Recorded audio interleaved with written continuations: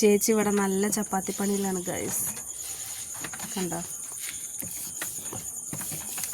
എന്താണ് പരത്തല് കണ്ടില്ലേ?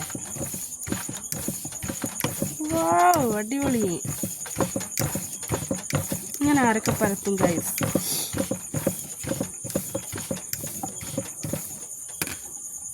ഇതവിടെ ഇങ്ങനെ പരത്തിയിടുന്നുണ്ട് കേട്ടാ. ഇനി ഇത് ചുടണ്ട പണി ആർക്കാ വയ്ക്കാണ് ഗൈസ്. അപ്പം ഞാൻ ചട്ടി അടുപ്പത്ത് വയ്ക്കട്ടെ.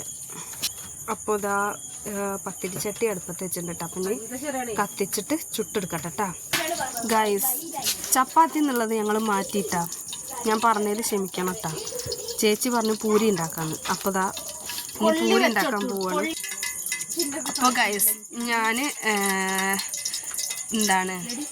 ഇത് ഓയിൽ പറഞ്ഞിട്ട് അടുപ്പത്ത് വെച്ചിട്ടുണ്ട് കേട്ടോ.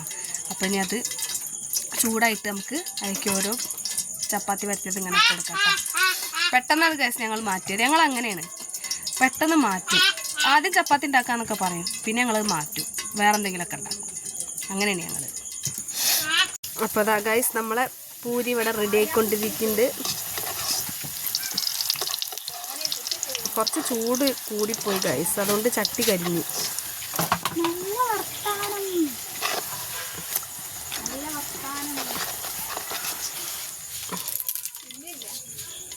നമ്മൾ പൂരി ഇതവിടെ റെഡി ആയിരിക്കുന്നുണ്ട് ഗൈസ്.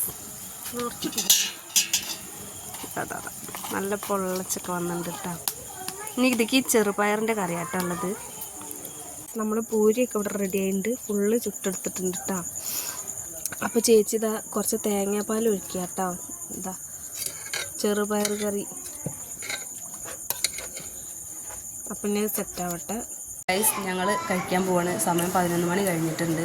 കുറച്ച് നേരത്തെ ആയിപ്പോയി ഗൈസ്. കഴിക്കുന്നുണ്ട്, ഞങ്ങൾ കഴിക്കാൻ പോവാണ്.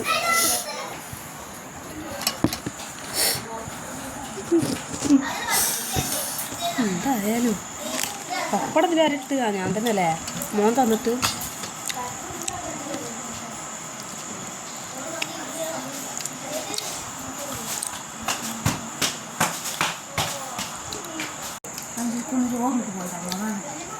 തിന്നാതെ പോകും.